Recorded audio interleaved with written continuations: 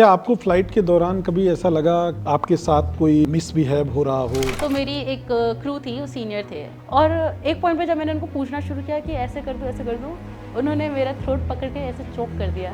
ऐसे कहती, madam Roseanne, you just know you are here to work, you are not here to ask. तो स्नेहा, जब घर पे पहली बार पता लगा कि आप एविएशन इंडस्ट्री ज्वाइन करने जा रही हैं, आप क्योंकि एयर हॉस्टेस में तो मेकअप भी करना है, छोटे कपड़े भी पहनने हैं, तो पहला रिएक्शन क्या था आपके घर पे? ऐसा तो है नहीं कि उन्होंने खुली बाहों से स्वागत किया था मेरे इस डिसीजन का। जो मिडिल क्लास घर की लड़कियां हैं, जो एक्सपोजर नहीं कर पाती हैं, हाँ जी। उनका भी सपना है कहीं ना कहीं एयर हॉस्टेस बनने का। ऐसी लाखों लड़कियां जो तमाम एविएशन एजुकेशन भी ले रही हैं, उनको क्या कहना चाहती हूँ कि कितना आसान है एविएशन इंडस्ट्री और कितना मतलब मुश्किल है? देखो, अगर आपको खुद पे यकीन है तो बहुत आसान है। If you trust yourself, you will sail through it. If you don't, you won't go anywhere. आज की जो ये स्टारडम लाइफ है एयर हॉस्टेस की, हाँ। ये दूर से देखने में तो बहुत अच्छी लगती है, लेकिन इसके कुछ एक सिक्के के दो पहलू होते हैं। तो दूसरे पहलू में कुछ डार्कनेस भी है। हाँ जी। अगर डार्क वाले पार्ट में बात करें, कितनी डार्क है ये इंडस्ट्री? गुलाब को दूर से देखो तो बहुत सुंदर लगता है और बगैर सोचे समझे जाके हाथ लगा दोगे तो कांटा चुभ जाएगा। जब टेक ऑफ होके प्लेन ऊपर चला जाता है, तो फिर आप लोग पायलट को कुछ चाय या कॉफी पिलाने जाती हैं, वो पूरा ब्लॉक करके पैसेज को। वो प्रोसेस क्या होता है? क्यों ब्लॉक करते हैं? उनको क्या देने जाते हैं? टेक्निकल टर्म्स में अगर हम बोले, वो जो ट्रॉली लगाते हैं उसको बोलते हैं मैनिंग। तो अगर समराइज करना हो आपको एविएशन इंडस्ट्री का डार्क वाला पॉइंट, काला इतिहास जिसे बोलते हैं, तो समराइज करके बताओ काला इतिहास क्या है?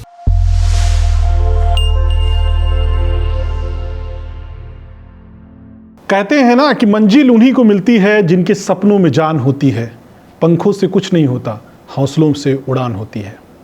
आज इस खास पॉडकास्ट में एक ऐसी बिटिया की कहानी जो उत्तर प्रदेश के एक छोटे से शहर से निकलकर आसमान की ऊंचाइयों को छूते हुए एविएशन में एयर हॉस्टेस तक का सफ़र तय किया और फिर अपनी बातों से लोगों को आज हंसाती हैं। और उनका नाम भी वैसे तो स्नेहा है, लेकिन उनका नाम अब उसी के वजह से बातूनी बिटिया पड़ गया। आज उन्हीं बातूनी बिटिया की कहानी सुनाएंगे आपको उन्हीं की जुबानी। स्वागत है स्नेहा आपका इस खास पॉडकास्ट में। नमस्कार Rohit, thank you so much for inviting me to the Rohit Tiwari show. आपसे मिलकर मुझे बहुत अच्छा लग रहा है and I am looking forward to our conversations ahead. Sneha, आपके गांव से शुरू करते हैं। जब आप पैदा हुई गोरखपुर में, जैसे कि अभी अपनी बात भी हो रही थी ऑफ द रिकॉर्ड, तो आप बता रही थी कि आप गोरखपुर में एक छोटे से जगह से निकल कर आज इतना बड़ा सफ़र तय किया। तो सबसे पहले हम गोरखपुर ही चलते हैं और वहीं से शुरू करते हैं आपके सफ़र, कि आपका सफ़र वहाँ से इतना इंटरेस्टिंग कैसे बना, इतना स्ट्रगलिंग कैसे बना, और फिर स्ट्रगलिंग के बाद जो सक्सेस मिलती फिर वो कैसी लगती है। तो ज़रा शुरू से सुनाइए, आपका बचपन कहाँ बीता और कहाँ पर आपने पढ़ाई की, वहाँ से कैसे आपका निकलना हुआ, पूरा बताइए। बिल्कुल बिल्कुल। तो जैसा कि पहले भी बताया, आप जानते ही है, मेरा जन्म तो गोरखपुर में ही हुआ और गोरखपुर में मगर मैं रह नहीं पाई ज़्यादा टाइम। तो जब बस 3 क्लासेस थे, LKG, UKG, फर्स्ट स्टैंडर्ड, 2005 तक मैं मैक्स वहाँ पे रही। उससे पहले मैं सुनौली है, वहाँ बॉर्डर के पास है, नेपाल बॉर्डर के पास। हाँ जी, मैं पहले वहाँ पे रही। तो मम्मी पापा, मैं, मेरा ट्विन ब्रदर और मेरी सिस्टर, हम सब वही थे। 3 साल गोरखपुर रहे, उसके बाद से पापा का ट्रांसफ़र हुआ, हम चंडीगढ़ आए। तो उस वक्त तो हम छोटे थे, हमें लगा था कि घूमने जा रहे हैं, जैसे नानी के घर जाते हैं, है ना, वेकेशन के लिए जाते हैं 4-5 दिन या शायद 1-2 महीने में वापस आ जाएंगे। और फिर जब यहाँ पर आए, नई जगह एडमिशन हुआ, स्कूल यूनिफॉर्म खरीदी, किताबें खरीदी। तो गोरखपुर में आपने कितने दिनों तक पढ़ाई की? कौन सी कक्षा तक पढ़ी वहाँ? केवल 3 साल। Only 3 years? हाँ, फर्स्ट स्टैंडर्ड तक। फिर आपके पापा इधर आ गए? हम सेकंड स्टैंडर्ड में, वो भी आज तक तारीख सबको याद है कि 23 अप्रैल 2006 को हम इधर आ गए। सेशन के बीच में आए। स्कूल्स में एडमिशन ढूंढना भी मुश्किल हो रहा है कि अब तो सेशन स्टार्ट हो गया है, कहाँ एडमिशन ले। फाइनली यहाँ एडमिशन हुआ, समझ आया कि हम यहाँ घूमने के लिए नहीं, हम यहाँ रहने के लिए आ गए। अब अपना घर का पता चेंज हो चुका है, अपने दोस्त बदल चुके हैं, मम्मी पापा ही हैं यहाँ पे, बस दादी नानी ये लोग सब लोग वहाँ है। फादर आपके कौन सी जॉब में थे? मेरे फादर फाइनेंस में थे। अच्छा, तो उसके वजह से आपको यहाँ शिफ्ट होना पड़ा? हाँ जी, उनका। फिर क्या हुआ यहाँ पर? कौन सी क्लास में आपका एडमिशन हुआ? इधर आके हमने सेकंड स्टैंडर्ड में एडमिशन लिया। उसके बाद से सेकंड से मतलब अब मुझे 2026 में यहाँ रहते हुए 20 साल हो जाएंगे। हम एक बार जो यहाँ पर आए, हम वापस मुड़ के गए ही नहीं। अच्छा। पर मुझे लगता है कि अच्छा भी हुआ। कहते हैं ना, भगवान आपको सही जगह पे भेजता है और हम क्वेश्चन करते हैं उस टाइम पे कि हमें क्यों घर छोड़ना पड़ा है ना, छोटे बच्चे हैं, कजन्स छोड़ के, जॉइंट फैमिली छोड़कर एक न्यूक्लियर फैमिली में शिफ्ट हो गए हैं, ज़्यादा फ्रेंड्स नहीं है, फैमिली नहीं है। बट अब अगर ऐसा लगता है कि अगर हम उस जगह से नहीं निकले होते तो आज का ये जो एक्सपोजर है वो हमें नहीं मिलता। बड़े शहरों का एक्सपोजर जो है, हाँ, शायद हम बस वहीं तक लिमिटेड रह जाते हैं। ना सिर्फ मैं, हमारे पेरेंट्स भी, क्योंकि उनका भी तो जब आप, हमारे पेरेंट्स भी जब कहीं जाते हैं तो उनको भी एक्सपोजर मिलता है, उनके भी एक्सपीरियंसेस नए होते हैं, बदलते हैं, वो भी बहुत कुछ सीखते हैं। तो पहले तो बुरा लगा था, पर अब अच्छा लगता है कि हम इधर आ गए। तो गोरखपुर से जब निकल कर आप पहली बार पंजाब में आई तो आपकी एज कितनी रही होगी लगभग? मैथ्स तो मेरी हमेशा से खराब रही है, तो मेरे हिसाब से मैं 8 साल की रही थी तब। तो 8 साल के एज में मतलब आप समझती तो ही हैं, तभी आप ईयर्स भी बता रही हैं कि इस ईयर्स में आए थे, डेट भी कंक्लूड करके बता रही हैं। हाँ जी। उस समय का माइंडसेट क्या था? क्योंकि हमारे देश की तमाम बच्चियां जो हैं वो जब गांव में रहती हैं, हाँ जी। उनके पेरेंट्स मान लीजिए कहीं जॉब में नहीं है, वो कहीं उनको एक्सपोजर नहीं दिला पा रहे हैं, तो उनका जो थॉट प्रोसेसिंग है बहुत, वो कहते हैं कि एक लिमिटेड मूवमेंट में रहता है। तो उस समय आपको क्या लग रहा था? क्योंकि हम बच्चे थे, तो बच्चों का तो एक प्लस पॉइंट ये होता है कि बच्चे हर चीज़ को जिज्ञासा की दृष्टि से ही देखते हैं, कि हर चीज़ के लिए बस क्यूरियस है, किसी चीज़ में ज़्यादा टेंशन नहीं लेनी कि ओ माय गॉड नई जगह। पेरेंट्स की ये टेंशन हो सकती है कि न्यू एनवायरनमेंट है, वहाँ पे कैसे एडजस्ट करना है, फाइनेंसेस मैनेज करना है एंड ऑल। हमारे लिए सिर्फ इतना सिंपल था कि हम चंडीगढ़ जा रहे हैं, वहाँ घूमेंगे, नए लोग मिलेंगे, तो हमारे लिए सब कुछ बहुत एक्साइटिंग था। तो जब आप आई होंगी यहाँ पर, इतना अब्रॉड देखा कि अरे बिल्डिंगें हैं यहाँ, ऊंची ऊंची लोग रह रहे हैं, पूरा मूवमेंट, एक कल्चर ही अलग है, पंजाबी तो वैसे भी अलग होते हैं, तो फिर तो एकदम डिफरेंस बदल गया होगा आपका सोचने का तरीका, वो सारा चीज़ें? अच्छा भी लगा मुझे यहाँ पर आकर ये डिफरेंस देखना। एक मेजर, जैसे मैंने हमेशा क्राउडेड सड़कें ही देखी थी, मिसमैनेजमेंट देखा था। अब तो कोई साइकिल लेके इधर घुस रहा, कोई साइकिल लेके उधर घुस रहा है, कहीं भी रॉन्ग डायरेक्शन से आना जाना। बट चंडीगढ़ क्या है, प्लान्ड है। तो यहाँ पे मैंने देखा कि हर चीज़ का एक सिस्टम है, एक डायरेक्शन है, और रूल्स तो हर जगह एग्जिस्ट करते हैं, बट यहाँ पे लोग इतने कॉन्शियस है कि उसको फॉलो करते हैं। मतलब अगर सेकेंड क्लास की बच्ची को भी समझ आ रहा है कि रूल्स फॉलो किए जा रहे हो, तो आप समझ जाओ कि कितने अच्छे से इन्होंने मैनेज किया होगा। तो चंडीगढ़ में आप आई, एडमिशन लिया, आपने पढ़ाई शुरू की, हाँ जी। आपको कब महसूस हुआ कि मैं बातूनी बिटिया बनने वाली हूँ? बातूनी बिटिया नाम तो मुझे, जैसे होता है ना कि हमारे पास हमेशा जैसे कच्ची मिट्टी का वो हमें घड़ा बनाना होता है, शेप करना होता है, तो हम लास्ट में सोचते हैं कि आज जो मैंने पॉट बनाया है इसको मैं क्या नाम दूंगा या क्या। बट हमारे माइंड में ये सबसे पहले आ जाता है कि आज मैं एक पॉट बनाऊंगा। तो जब मैं यूकेजी में थी ना, मुझे तभी से ये समझ आ गया था कि मुझे स्टेज पर बहुत, मतलब स्टेज मेरा एक कंफर्ट जोन है, यहाँ पे मुझे रहना चाहिए, यहाँ पे रहना एक अच्छी बात है। क्योंकि जब मैं पहली बार स्टेज पे चढ़ी थी ना, तो ताजमहल के बारे में बस 10 लाइनें बोलने के लिए खड़ी हुई थी कि good morning everyone, I Sneha will tell you about Taj Mahal. वो बोला स्कूल में? हाँ जी, यूकेजी में। तब मैं गोरखपुर में ही थी। अच्छा। स्टेज से उतरी, तालियां सुनने को मिली, है ना, बच्चे मेरे को तारीफ कर रहे हैं, टीचर्स तारीफ कर रहे हैं, तब मुझे लगा कि ये तो करना चाहिए यार, तारीफ मिल रही है, खुद के बारे में अच्छा लग रहा है, और ऊपर से ताजमहल के बारे में 10 लाइनें भी पता चल गई, जो मुझे पता है पर बाकियों को नहीं पता है। और रट्टा मार के वहाँ बोल रहा था। हाँ, तो मुझे तो नई चीज़ ही पता चली। तो बस वो एक दिन था। तो ताजमहल देखा आपने? हाँ, ताजमहल अब देखा, बहुत लेट हो गई। अच्छा। पर देख लिया। और हाँ, वो सभी 10 लाइनें भी रिकलेक्ट करी कि बात तो सही बोली थी। अच्छा, वो वहाँ से पूरा रिकनेक्ट किया आपको? बिल्कुल। फिर कैसे कैसे करियर में आप आगे बढ़ी यहाँ पर? तो वही पहली बार जब मैंने यूकेजी में स्टेज पे परफॉर्म किया, उसके बाद से मुझे लगता है मैं स्टेज से उतरी ही नहीं हूँ। उसके बाद से मुझे स्कूल में कोई भी परफॉर्मेंस हो, जैसे मॉर्निंग असेंबली हो, उसमें मैं और कुछ नहीं तो जाके थॉट ऑफ द डे बोल दूंगी, पर मैं बोलूँगी, है ना। अच्छा। मुझे मज़ा आने लगा। मैं स्कूल में करती थी काम, फिर एनएसएस ज्वाइन करा secondary classes, senior secondary classes में, उधर भी नुक्कड़ नाटक और प्ले, 1 एक्ट प्ले, ये सब करा। फिर कॉलेज में गई, तो कॉलेज में मैंने अपने लाइफ का जो बेस्ट फॉर्म ऑफ थिएटर करा है, या फिर कहेंगे तसल्ली से थिएटर करा है, वो मैंने कॉलेज में करा। फिर क्या हुआ कॉलेज के बाद में? तो कॉलेज में मैंने तसल्ली बख्श थिएटर किया। मतलब वहाँ पे मुझे टेक्निकलिटीज़ भी समझ आई कि स्टेज पे जैसे पहले बस मज़े मज़े में करते थे, उसके बाद से कॉम्पिटिशन्स के लिए शुरू किया। हमेशा मैंने ग्रुप में ही परफॉर्म किया था। कॉलेज में कहीं आकर मुझे ये भी पता चला कि मैं मिमिक्री भी कर सकती हूँ। अच्छा, कॉलेज में पता चला। हाँ, मैं बचपन से मुझे हमेशा बस ये कहते थे कि नकलची है, नकलची है, क्योंकि मैं जिसका भी बात सुनती थी। हाँ, क्योंकि थोड़ा सा होता है ना गांव में। पहले मैं भी मतलब रामलीला में अनाउंसिंग करता था, फिर जब मीडिया में आया तो मुझे पता लगा यार वहीं से कनेक्ट था ये तो, हाँ माइक में जी, मैं बोलता था। हम तब रियलाइज नहीं करते कि हम तब रियलाइज परफॉर्म कर नहीं रहे करते, हैं। पहले मम्मी की नकल उतारते हैं, हाँ, फिर भाभी की नकल उतारते हैं, फिर बिल्कुल, दादी अम्मा बन के नकल उतारते हैं। बिल्कुल। तो वो कनेक्ट किया होगा आपके भी लाइफ हाँ जी, मुझे तो घर पे भी सब नौटंकी, नकलची यही सब बोलते रहते थे। में। अच्छा। और तब मुझे ऐसे लगता, मतलब खुशी होती थी, पर मुझे ये नहीं पता था कि इसको एक अच्छा टैग भी देते हैं जिसको हम आर्ट बोलते हैं, हाँ मिमिक्री बोलते हैं। हाँ। तो कॉलेज में मैं ऐसे ही, मैं थिएटर तो करती ही थी, वन एक्ट प्ले, स्किट करना, उसको उसकी स्क्रिप्ट लिखना, डायरेक्ट करना, परफॉर्म करना, सब ग्रुप में करते थे। तो एक बार कॉलेज में यूथ फेस्ट वगैरह चलता रहता है, तो उसमें मेरा वन एक्ट प्ले में सिलेक्शन हुआ। फिर मैंने वो क्विट करा कि नहीं कर सकते, ग्रुप इवेंट है, मेरे को स्टे बैक करना पड़ेगा, नहीं करते।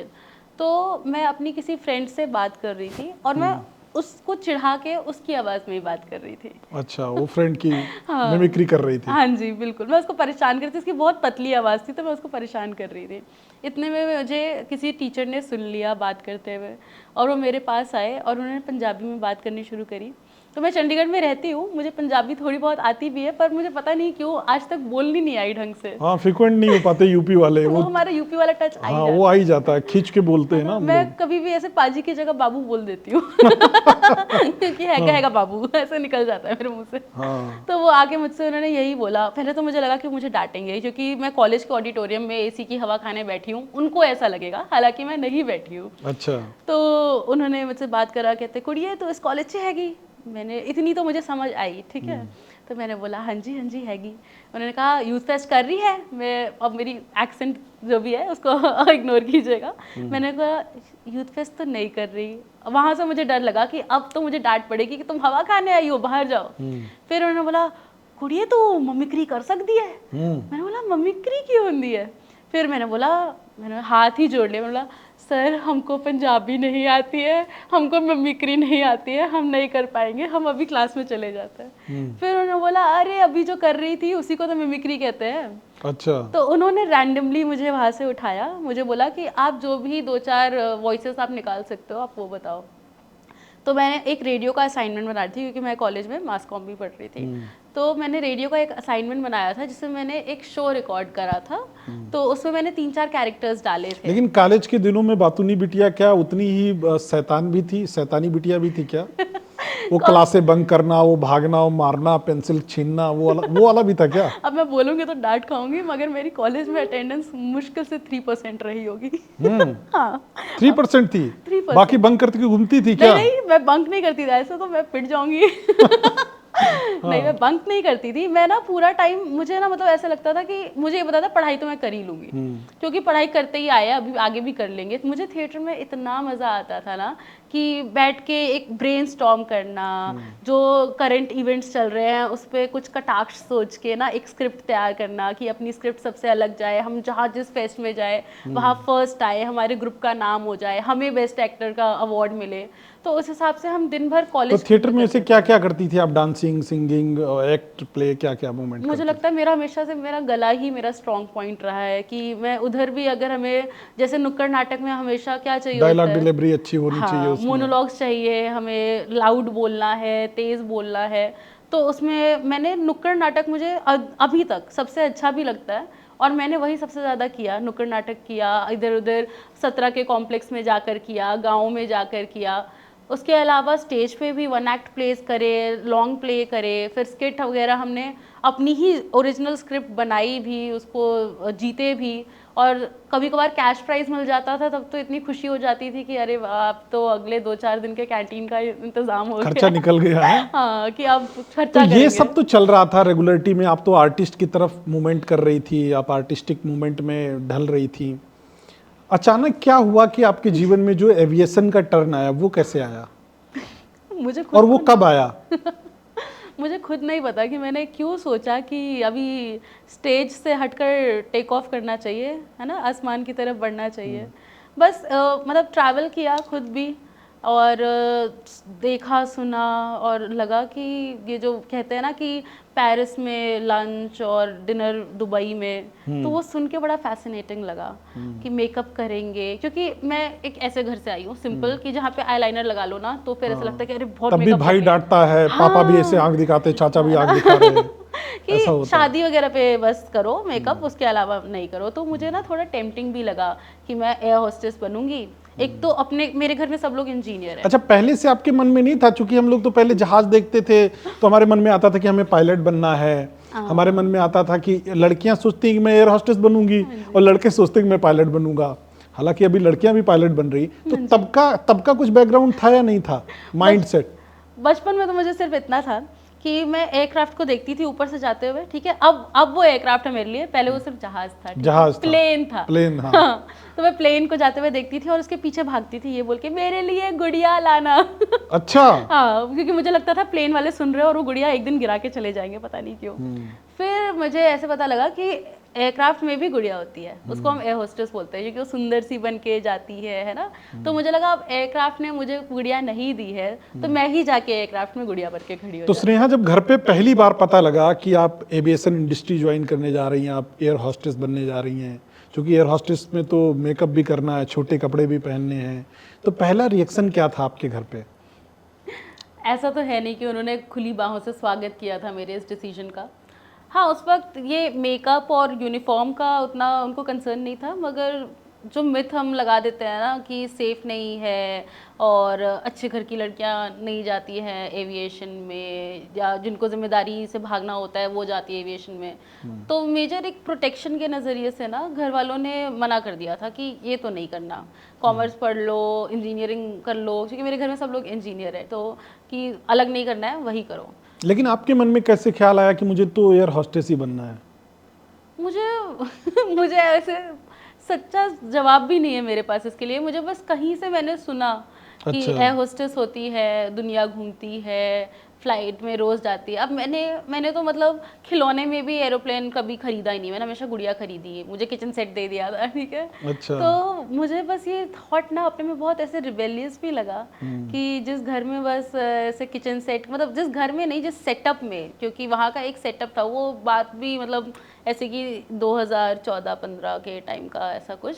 तो उस टाइम पे सब लोग किचन सेट, डॉक्टर गुड़िया गुड़िया इन सबको कर रहे हैं। तो मुझे लगा कि अगर मैं कुछ अलग बात करती हूँ, मैं फिर फ्लाइट में जाती हूँ कि मेरी घर में बड़ी तौर हो जाएगी, मैं बड़ी अलग हो जाऊंगी। हाँ, थोड़ा रुतबा होगा, मैं एयर होस्टेस हूँ। हाँ। क्योंकि कुछ लोग ना नौकरियां अपने रुतबे के लिए भी करते हैं। वही। जैसे कि मेरा रुतबा बड़े, पायलट बन गई तो मैं क्या होगा, मैं इंजीनियर बन गई तो क्या होगा, ऐसे आपने सोचा होगा कि एयर मुझे होस्टेस बन अपने गई घर की भीड़ में ना अलग बनना था कि सब लोग यहाँ पे इंजीनियर है तो मैं कुछ अलग बनती हूँ। अच्छा। तो इसलिए मुझे, और ऊपर से ये भी था कि मेरा ना हमेशा घड़ी, मुझे लगता है मेरी घड़ी 7 से 7 की थी कि सुबह 7 बजे वगैरह के करीब स्कूल कॉलेज पहुंच जाओ, शाम को 7 बजे अंधेरा होने से पहले घर वापस आ जाओ। तो मुझे उससे निकलना था, उससे बाहर निकलना था। उस टाइम फ्रेम से आपको बाहर जाना निकल था। गई। और ऐसा निकली कि उसके बाद से मैं डिफरेंट टाइम जोन में जाके बैठी हुई थी, मस्कट गई, कुवैत गई, कहाँ कहाँ नहीं गई, और वहाँ पे कोई मुझसे नहीं बोल लेकिन रहा उससे था। पहले ये बताओ कि सख्त बिटिया के फैसले पे जब बिटिया सख्त हुई तो घर वाले कैसे पिघले फिर? तो थैंक गॉड कि ज़्यादा मुझे स्ट्रगल नहीं करना पड़ा, क्योंकि एक बार जब तक देखा नहीं होता ना घर वालों ने, तब तक उनको डर लगा रहता है कि हमारे बच्चे सेफ होंगे या नहीं होंगे। कि वही चिड़िया के हिसाब से कि बच्चा सुबह जा रहा है पर शाम को घोंसले में ही आ रहा है। तो उस तरह से, पर मम्मी लोग ने ना एक बार ट्रैवल किया, बाय प्लेन ट्रैवल करा, तब उनको रियलाइज़ हुआ कि नहीं है, यहाँ सेफ है माहौल, सिंपल अपना डेमो करती हैं, फ्लाइट चलाती हैं और कुछ ऐसा आलतू फालतू नहीं है। तो फिर उन्होंने आके मुझे बोला कि सुनो, तुम एक बार बोली थी ना कि तुमको जाना है एयर होस्टेस बनना है। हाँ, तो वो जा सिमरन जा, जी ले अपनी जिंदगी। तो अब तुम जा सकती हो। मैं देख के प्रैक्टिकल आ गई हूँ। हाँ अब जी। तुम जा सकती हो। बस वही होता है कि प्रत्यक्ष को वो मिल गया ना, फिर वो कोई टेंशन नहीं थी, आप जाओ इंटरव्यू दो। और अच्छा है कि मुझे कहीं से कोई कोर्स वोर्स नहीं करना पड़ा, वॉक इन इंटरव्यू दिया मैंने। मैं तो एक्चुअली मोमोज खाने गई थी। अच्छा। मोमोज खाते खाते फ्लाइट भी चली गई? फ्लाइट पे चली गई। अच्छा, मैंने बोला तो मोमोज खाने भी एयरपोर्ट पे गई थी क्या? बस इन लोग के इंटरव्यूज होटल्स में होता है ना, तो मैंने सोचा उसी होटल के बाजू में एक ठेले वाला है, वो क्या बढ़िया मोमो बनाता है, तीखी चटनी दे के, मतलब वो खा लूंगी मैं, और लगे हाथ एक ही राउंड इंटरव्यू होता है चंडीगढ़ में, उसके आगे दिल्ली जाना पड़ता है, तो देखेंगे सिलेक्ट हुए तो सिलेक्ट हुए, नहीं हुए तो नहीं हुए, ठीक है। ये सोच के मैं इधर ही चंडीगढ़ में गई, इंटरव्यू दिया, और उसी दिन मतलब ऐसी लग थी, मतलब नहीं किस शुभ घड़ी में मैं घर से निकली थी, और मैं नाइट शिफ्ट में अपना जॉब उस दिन करके। अच्छा, उससे पहले क्या जॉब करती थी आप? उससे पहले मैंने कंटेंट राइटिंग वगैरह करा था, पर एक बार यूं ही ऐसे 1 महीने के लिए फालतू में कॉल सेंटर ज्वाइन किया कि एक नया फ़ोन खरीदना है ना, नए फ़ोन के पैसे के लिए कॉल सेंटर में जॉब किया। तो रात का शिफ्ट ख़त्म करके सुबह 6 बजे सो के 10 बजे उठ के फिर मैं भागी, भागते भागते लेट हो गई, और इंटरव्यू के लिए पहुंची भी तो 1-1:30 बजे पहुंची, हालांकि टाइम 12 बजे का था। अच्छा। और एविएशन में तो पंक्चुअलिटी बहुत मैटर करती है। और वहाँ तो लंबी भीड़ लगती है, पूरा बहुत सारे कैंडिडेट आते हैं वहाँ। हम लोग बस खचाखच भरे हुए थे, वहाँ पे जगह भी नहीं थी, और हम लोग सब लोग अपनी हील्स में इधर उधर लड़खड़ाते किसी तरीके से इंटरव्यू देने पहुँचे थे। और अंत में बस ये था कि उस दिन मोर देन 1000 एप्लीकेशन थे, और मेरा और एक और लड़की थी, उसका नाम सिमरन था, वो हिमाचल से थी, सिर्फ हम दोनों का सिलेक्शन हुआ। यस 1000 में यस।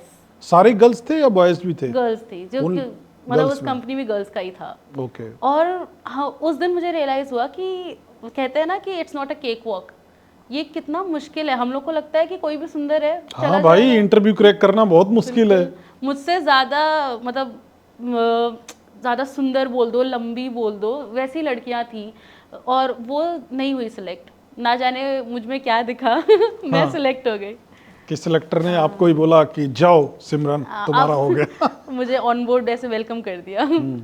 फिर क्या हुआ जब घर पे आई आप? सिलेक्शन तो हो गया, फिर खुशी की लहर दौड़ी कि नहीं दौड़ी? हाँ, अच्छे से। वो मतलब पहली बार था कि मैं, और पूरा फिल्मी स्टाइल था कि मैं ऐसे ही हवा में जाके नहीं बोला कि मेरा इंटरव्यू था, मेरा सिलेक्शन हो गया।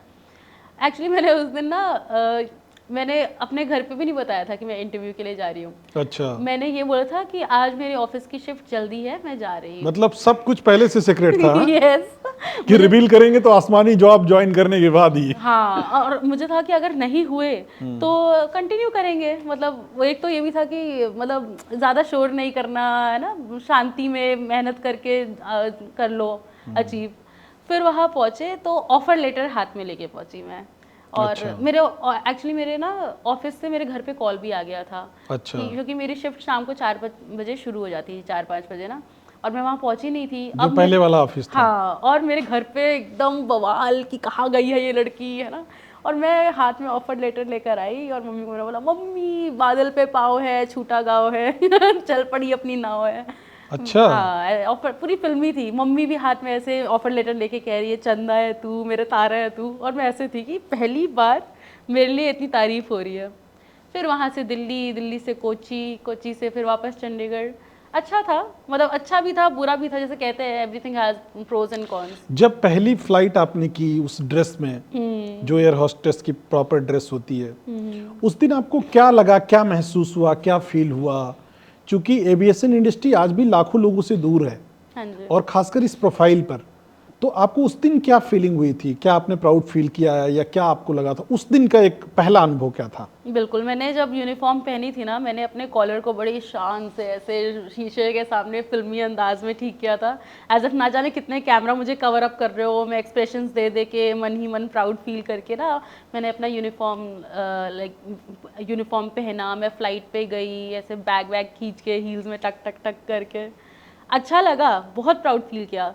पर एयरक्राफ्ट में घुसते साथ ही जो मुझे डर लगा ना कि अब क्या, क्योंकि मैंने तो यहीं तक का सोचा था, और इसके आगे का तो मुझे पता भी नहीं था। हाँ। क्या एक्सपीरियंस है, क्या कैसे लोग होंगे, कुछ नहीं पता था। तो प्राउड तो फील हुआ था, बट एयरक्राफ्ट के अंदर आते से ही डर लगा था कि मेरा टेक ऑफ हो जाएगा ना, मेरी लैंडिंग हो जाएगी ना, लोग अच्छे होंगे ना, ये था। अच्छा स्नेहा, देखा होगा आपने अमूमन की जो मिडिल क्लास घर की लड़कियां हैं, जो एक्सपोजर नहीं कर पाती हैं, हाँ जी। उनका भी सपना है कहीं ना कहीं एयर होस्टेस बनने का। ऐसी लाखों लड़कियां जो तमाम एविएशन एजुकेशन भी ले रही हैं, एविएशन इंडस्ट्री की ट्रेनिंग भी लेना चाहती हैं, ले भी रही कई इंस्टीट्यूशन से, उनको क्या कहना चाहती हूँ कि कितना आसान है एविएशन इंडस्ट्री और कितना मतलब मुश्किल है? देखो, अगर आपको खुद पे यकीन है तो बहुत आसान है, मतलब बच्चों के खेल जैसा है। और अगर आप खुद पे विश्वास ही नहीं रख रहे हो, तब तो यही है कि एक दिन में वो इमारत बना देने जितना मुश्किल है। अच्छा। सिंपल, अगर आपको if you trust your self you will sail through it, if you don't you won't go anywhere. क्योंकि मुझे ये था कि मुझे इंटरव्यू में जाना है, बातें ही तो करनी है यार, किसके बारे में बात करनी है। बचपन में वाइबा होता था तो हम बैठ कर प्रिपेयर करते थे कि हाँ भाई अकबर के इतने बच्चे थे, शाहजहाँ ने ये बनवाया, ये सब पढ़ते थे।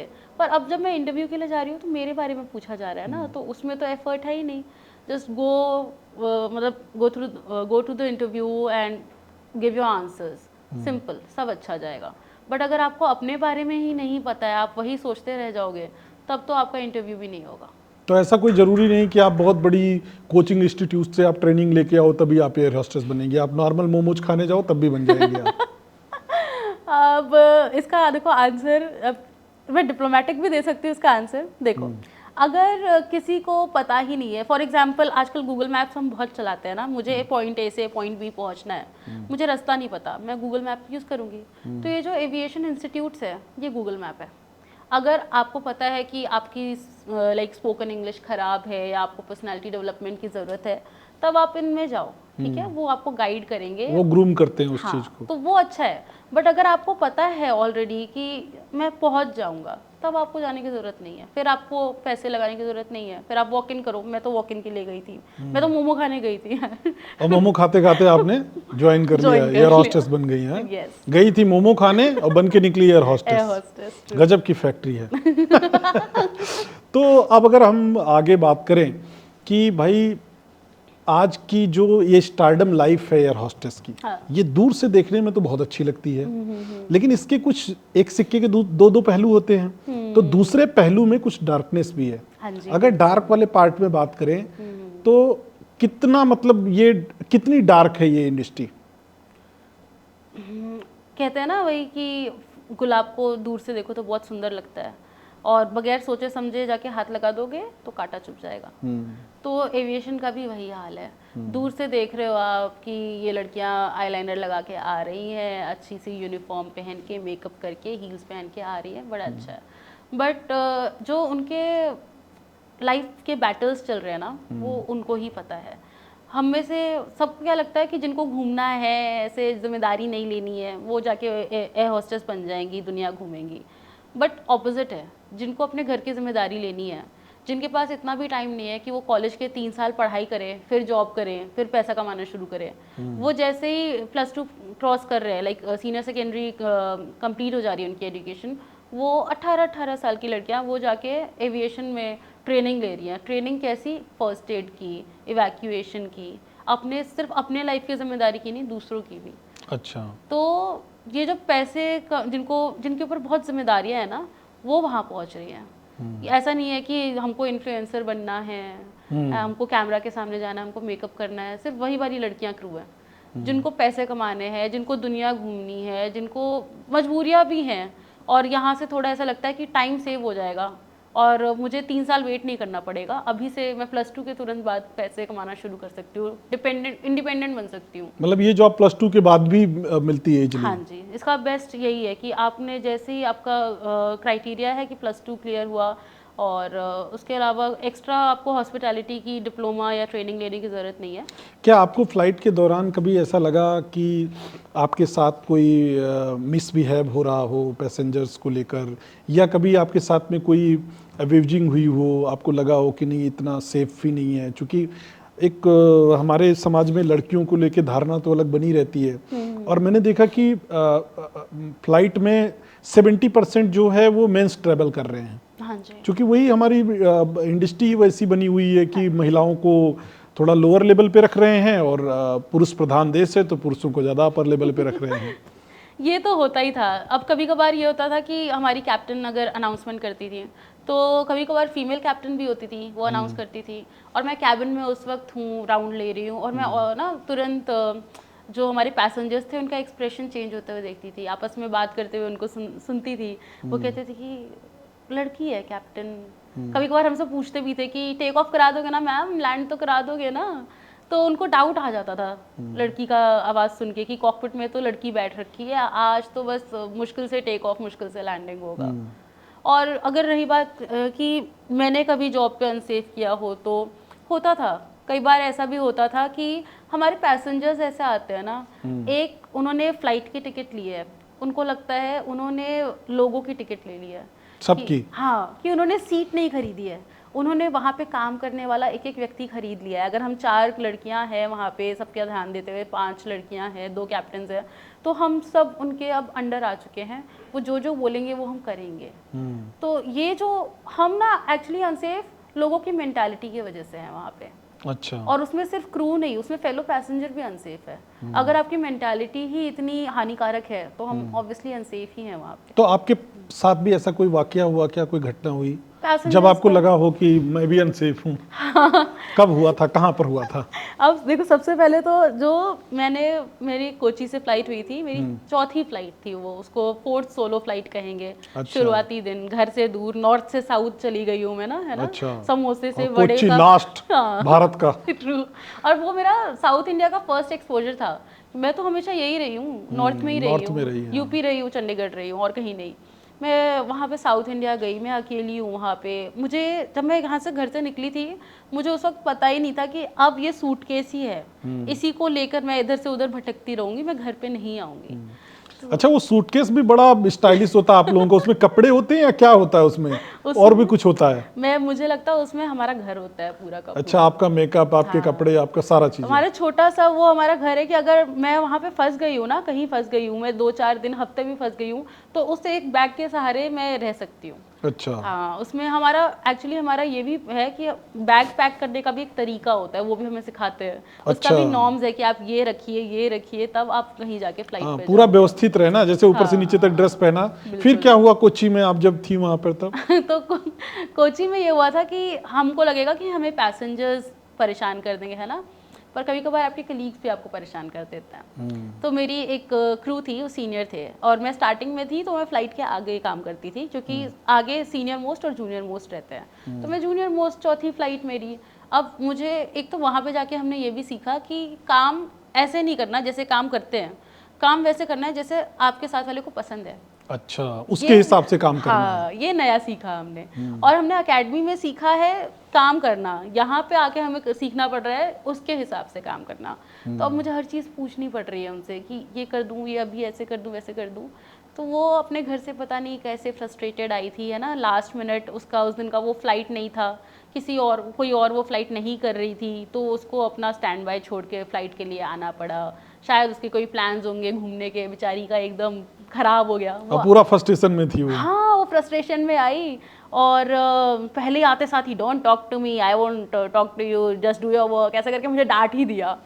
और एक पॉइंट पे जब मैंने उनको पूछना शुरू किया कि ऐसे कर दूँ, ऐसे कर दूँ, उन्होंने मेरा थ्रोट पकड़ के ऐसे चोक कर दिया, ऐसे कहती, madam Roseanne, you just know you are here to work, you are not here to ask, ऐसे करके।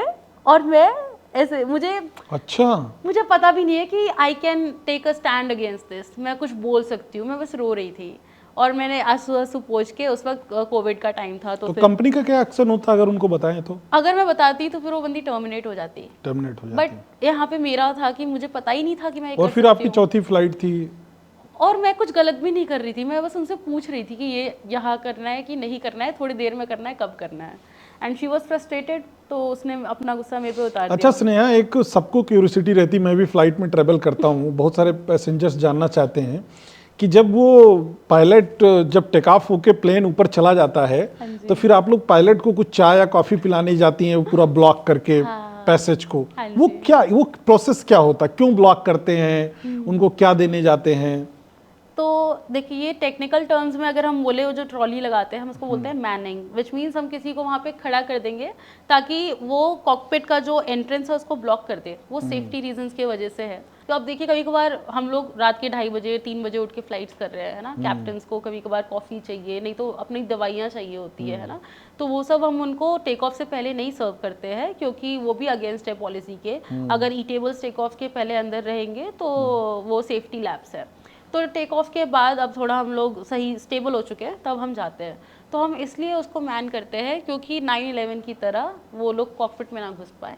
इसीलिए हमें एक ये भी रूल है कि 3 या मैक्स 4 सेकंड तक ही कॉकपिट का डोर ओपन करेंगे, उससे ज़्यादा नहीं। अच्छा, और फिर आप जाएंगे अंदर, फिर बंद कर लेंगे डोर बंद कर को? देंगे उसको, फटाक से बंद करना है ताकि कोई और उसको एक्सेस ना कर पाए। तो ये अच्छा। सेफ्टी रीज़न की वजह से है।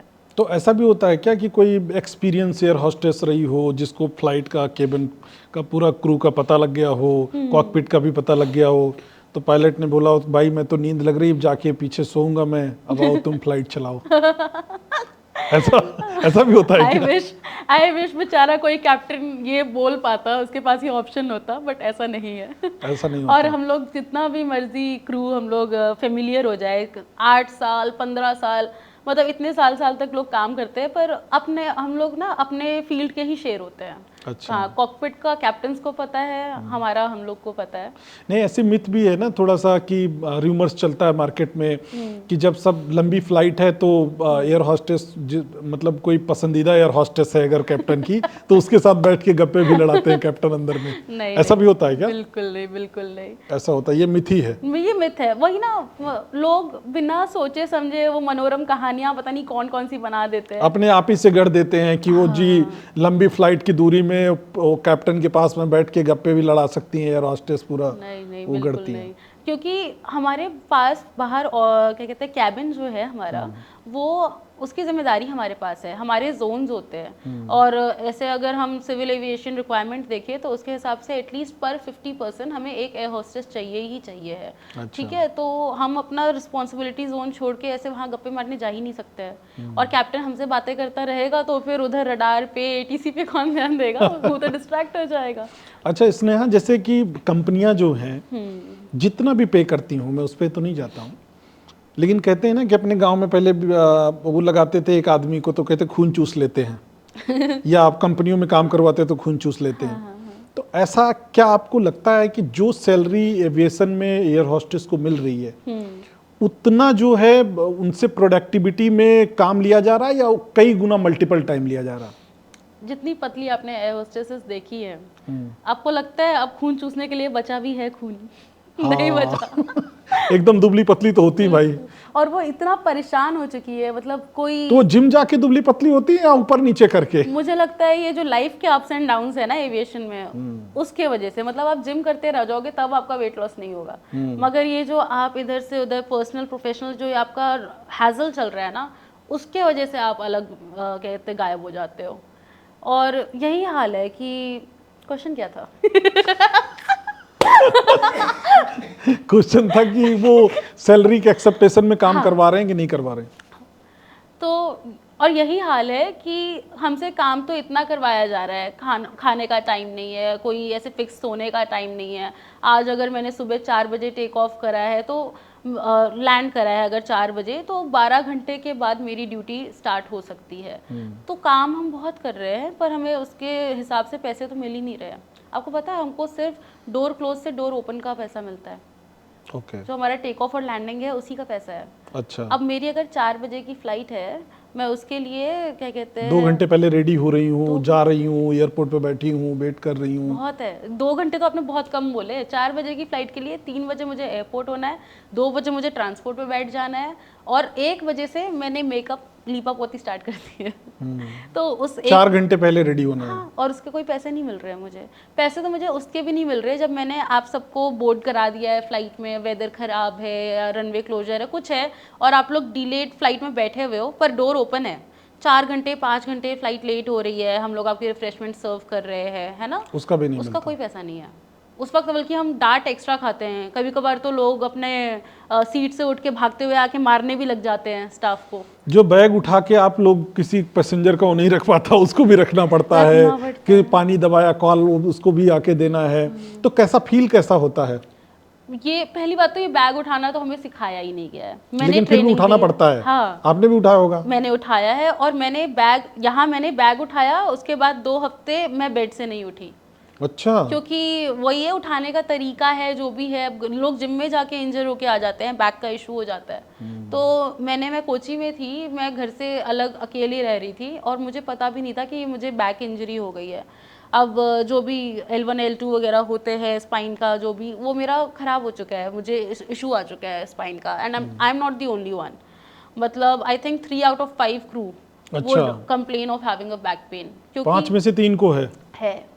हमारी जो हम हील्स पहनते हैं वो हील्स के वजह से हमारे पैर दिन भर ऐसे सिकुड़े रहते हैं ना कि हमारे पैरों का स्ट्रक्चर चेंज हो गया है। किसी की हड्डियाँ बढ़ रही है, किसी को डॉक्टर कह रहा है कि आपको हील्स नहीं पहनना है, बट कंपनी कह रही है कि हमारा ये स्टैंडर्ड है। तो अगर समराइज करना हो आपको एविएशन इंडस्ट्री का डार्क वाला पॉइंट, काला इतिहास जिसे बोलते हैं, तो समराइज करके बताओ काला इतिहास क्या है? काला इतिहास ये है कि जो दिखता है वो होता नहीं है बस। हाँ, जो आप सोच रहे हो वैसा बिल्कुल नहीं है। चकाचौंध वाली लाइट, हाँ, स्टारडम, ये सब कुछ नहीं, उससे बिल्कुल उलट है। उससे उलट है। हाँ, हम लोग ना सोशल मीडिया पे शो कर देते हैं कि आज मैं इधर घूमी, वहाँ घूमी, और आज मैं इस सेलिब्रिटी से मिली, सेलिब्रिटी ट्रैवल कर रहा हमारे साथ। सेलिब्रिटी को आपके फोटो में वो सेलिब्रिटी ना स्माइल कर रहा है, और उसे फोटो से जस्ट पहले और उसके बाद उसने नाक चढ़ा ली है कि क्या यार, मैं तो सो रहा था, मुझे सीट से उठाकर बुला दिया फोटो खिंचाने के लिए। अच्छा, ऐसा भी होता है? हाँ, ये जो सेलिब्रिटीज आप लोग को दिखते हैं ना कि डाउन टू अर्थ है, oh my god, I connect to common people, वो कॉमन पीपल जब उनको अप्रोच करते हैं कि मैम ओवरविंग से प्लीज़ अपना बैग उठा के ऊपर रख दीजिएगा, सेफ्टी रिक्वायरमेंट है, ऐसे देख के ऊपर से नीचे तक जज करके बोलते हैं कि बैग तो मेरा यही रहेगा, मेरा बैग बहुत इंपॉर्टेंट है, बहुत महंगा है। और कैमरा ऑन होते ही स्माइल करते हैं, बंद होते ही वो रूड हो जाते हैं। जो दर्शक आपको स्नेहा देख रहे हैं इस पॉडकास्ट के माध्यम से, बहुत सारी लड़कियां देख रही हैं, उनको आप क्या कहना चाहेंगी, उनके पेरेंट्स को क्या कहना चाहेंगी कि सोच तो बदलने की आवश्यकता है ना, क्योंकि बेटी सिर्फ घर पे उसको डिनर सेट देने के बाद उससे खाना बनवाने तक का ही मूवमेंट नहीं होना चाहिए। हाँ जी। फीमेल्स को एज ए अगर बोले तो हम उनको सब कुछ अभी करने की ज़रूरत है, उनको समाज में आगे आने की ज़रूरत है। मैं तो ये कहूँगी कि लड़कियों को सिर्फ कैबिन क्रू बनने के लिए मत प्रिपेयर करो, उन्हें पायलट बनने के लिए भी प्रिपेयर करो, है ना। वो जो क्या कहते हैं कंट्रोल है एयरक्राफ्ट का, वो लड़कियों के हाथ में दो। We are very much train to do that, we are capable of doing that, क्योंकि और हैं तभी तो आज हमारे पास मेल पायलट्स भी है, फीमेल पायलट्स भी है।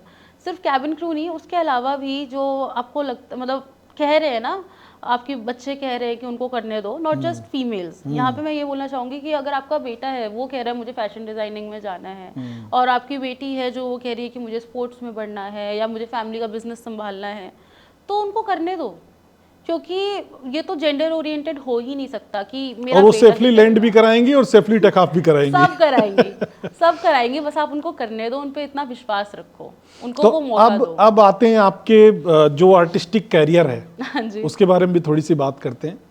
वो कैरियर कहाँ तक बिल्ड हुआ, और सिंचैन को ही आपने क्यों पकड़ा? जैसे कि अभी आप थोड़ी देर पहले मुझे जब कैमरा बंद था तो सिंचैन के बारे में बता रही थी, सिंचैन ये करता है, तो सिंचैन कहाँ है?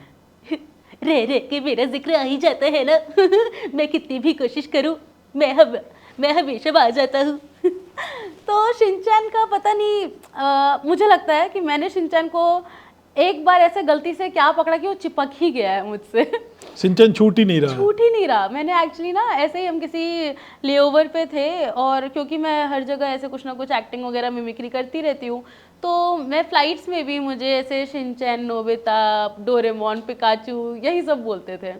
तो मेरे साथ की एक लड़की थी, उसको अपने फ्रेंड को भेजने के लिए, स्नैप स्टोरी के लिए एक मेरा कोई वीडियो चाहिए था, तो मैंने एट रैंडम होटल के रिसेप्शनिस्ट को कॉल कर दिया शिनचैन की आवाज़ में। अच्छा। हाँ, और बिल्कुल भी स्क्रिप्टेड नहीं था, वो कैंडिड था कि जो बात हो रही है वैसे ही बस डाल दिए। हाँ, मैंने देखा 49 मिलियन गया आपका वीडियो, बहुत वायरल हुआ। कोई मेकअप नहीं करा मैंने उसमें, कोई कैमरा एंगल नहीं देखा, बिस्तर पे लेटे हुए उसको रिसेप्शनिस्ट को परेशान कर रही हूँ। कैसे किया था थोड़ा बताओ? सिंपल, मैंने कोई इशू भी नहीं, बस फोन उठाया, धक धक हो रही थी मुझे कि यार ये डांट वाट ना दे मुझे। वो बेचारी, मैं हैदराबाद में थी, वो मुझे, मैंने कहा हेलो मेरा वाईफाई नहीं आ रहा है और यहीं से वो हंसने लगी। फिर मुझे हौसला बंधा कि अब मैं फैल सकती हूँ, अब मैं शिनचैन की बात करूंगी। बहुत परेशान किया मैंने इसको, मेरे वाईफाई नहीं आ रहा है, आप हंस क्यों रहे हो, आप देखो ना मेरा नाम, एक बार तो चेक करो, मैं आपके साथ थोड़ा सा मजाक कर रहा था। तो ये सब मैंने करके वीडियो डाल दी। उस लड़की ने स्नैप स्टोरी बनाई, मैंने भी देखा, मैंने बोला यार मैंने बड़े दिन से इंस्टाग्राम पे कुछ डाला नहीं है ना, बातू नहीं बिटिया, मेरा अकाउंट खाली चल रहा था क्योंकि मैं फ्लाइट्स में इतनी बिजी थी। तो वो डाल दिया वहाँ वो पर डाल दिया और वो मैंने। वायरल हो गया। और मैंने उसको कोई एडिट वगैरह नहीं करा है, वो एक टेक का बस गया है वीडियो और वो वायरल हो गया। मैं अगले दिन उठी, मैं देख रही हूँ कि 100 की क्या नोटिफिकेशंस आई है, 100 लाइक, 100 कमेंट, 100 फॉलोज, और मेरा अकाउंट 800 से सीधा 80,000। हाँ। मुझे लगा ग्लिच हो गया, मेरा अकाउंट हैक हो गया। मैं बोला मेरा अकाउंट गया भाई, अब तो भाई मुझे साइबर कंप्लेन करनी पड़ेगी ये वो। और मैं उसी दिन फ्लाइट भी, क्योंकि मैं लेओवर पे थी हैदराबाद, तो वापस चंडीगढ़ आऊँगी, मुझे फ्लाइट में लोग मिल रहे हैं, वो कह रहे हैं कि क्या कहते हैं, आपको कहीं देखा है, आपका वीडियो देखा है। तो हाँ, क्योंकि वो अच्छा 49 लगा मिलियंस मुझे। तो बहुत हाईएस्ट रीच हुई ना। मतलब जिनकी वीडियो ललन टॉप जो चैनल है, उनकी वीडियोस मैं फॉलो करती थी, मैं देखती थी कि इनका क्या कंटेंट चल रहा है। मुझे एक फ्रेंड ने क्लिप काट के भेजा कि उनका एक वीडियो था कि टॉप 3 मोस्ट वॉच्ड वीडियोस, उसमें सेकंड नंबर पे मेरा ही वीडियो था। और मुझे ऐसा लगा कि ओ माय गॉड, मैं ये किस पॉइंट पे आई हूँ कि मैं किसी दिन I used to be their audience, today I am their content. ये मुझे बहुत बड़ा ऐसे वो लगा कि life comes to a circle तो आप वाला। तो नोबिता की भी आवाज निकालती हो ना। नोबिता को अगर मम्मी से चॉकलेट मांगना है तो कैसे बोलेगा? मम्मी से मांगना हो या फिर एक तो डोरेमोन, नोबिता की आदत है वो हर चीज़ डोरेमोन से मांगता रहता है ना। हाँ, डोरेमोन से मांग लेगा। तो ऐसे बोलेगा वो कि मुझे सब लोग कार्टून नेटवर्क ही बोलते हैं, मैं कार्टून्स देखती कम हूँ, उनको बोलती ज़्यादा हूँ। तो ऐसे बोलते हैं वो, डोरेमोन मेरे प्यारे दोस्त, क्या तुम मुझे चॉकलेट्स दोगे?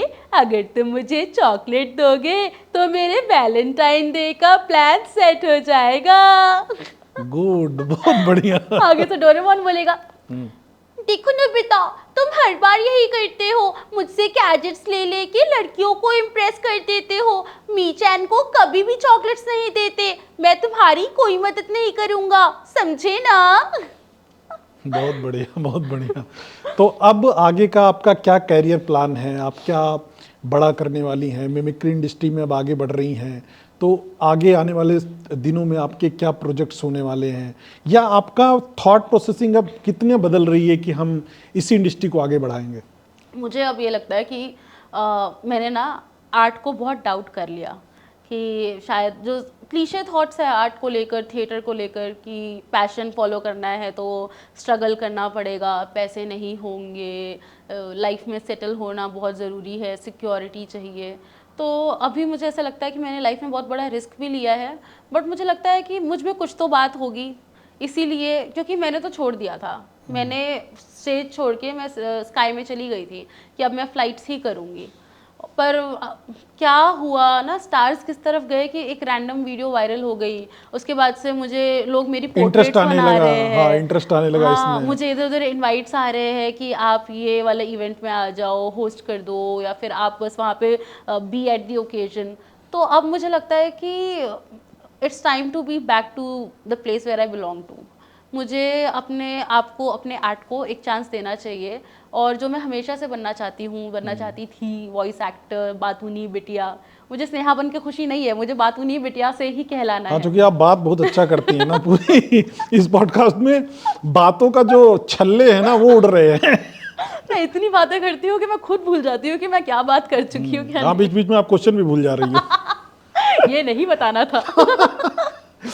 तो अब अगर हम बात करें कि आप जैसी लाखों लड़कियां हैं जो भारत के कोने कोने से बिलोंग करती हैं, वो भी चाहती हैं जीवन में कुछ करना, वो भी चाहती हैं, उनके भी हौसले इतने बुलंद हैं कि वो भी चाहती हैं कि दिल्ली में आएँ और कुछ नया करें, मुंबई में आए कुछ नया करें, मल्टी सिटीज़ में जाएं कुछ नया करें। उनके लिए आप चलती चलती क्या बोलना चाहती हैं कि गर्ल्स पावर को कितना मजबूत होने की आवश्यकता है? मुझे ये लगता है कि सबसे बड़ा जो हम नुकसान करते हैं ना, सब गलती करते हैं जो हम सबसे बड़ी, कि हम दूसरों की परमिशन लेना ज़रूरी समझते हैं, उनकी राय लेना ज़रूरी समझते हैं। तो कभी कभार ले भी लो, बट उस पर चिपक ही मत जाओ, सुनो सबकी पर करो अपनी। अगर मैं ये सोच के बैठ जाती, जैसे स्टार्टिंग में मुझे बोला गया था कि मत करो एविएशन, कॉमर्स करो, ये करो, है ना, तो वो अगर मैं करती तो मैं कहीं नहीं पहुंच पाती। तो अपने पे भरोसा रखो, have full faith in your dreams, your thoughts, and just give it a try. तुम कहीं ना कहीं तो पहुंचोगे ही। वो कहते हैं ना, journey of 1000 miles begin from a single step. वो सिंगल स्टेप लो तो सही, पास फेल वो तो बाद की बात है, पहले एक एफर्ट करो, हाँ, निकलना हो तो जाएगा। जरूरी है ना घर से तभी आपको। हो पाएगा। नहीं तो आजकल फ़ोन है सबके हाथ में, फ़ोन से करो, अपनी ईमेल्स, अपने रेज्यूमे डालो, अपने क्या कहते हैं वीडियो इंटरव्यूज़ दो, सोशल मीडिया पे कुछ पोस्ट करो, बस take that first step and then you will sail through it, simple.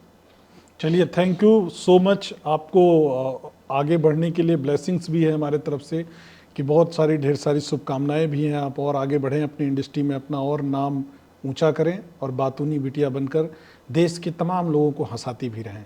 बहुत बहुत धन्यवाद आपका इस खास पॉडकास्ट में आने के लिए स्नेहा, और खासकर बातूनी बिटिया। तो कैसा लगा आपको ये पॉडकास्ट? अगर अच्छा लगा है तो इसको शेयर जरूर कीजिएगा और कमेंट बॉक्स में जाकर अपनी राय जरूर दीजिएगा और लिखिएगा बातूनी बिटिया की बातें कैसी लगी। नमस्कार, धन्यवाद।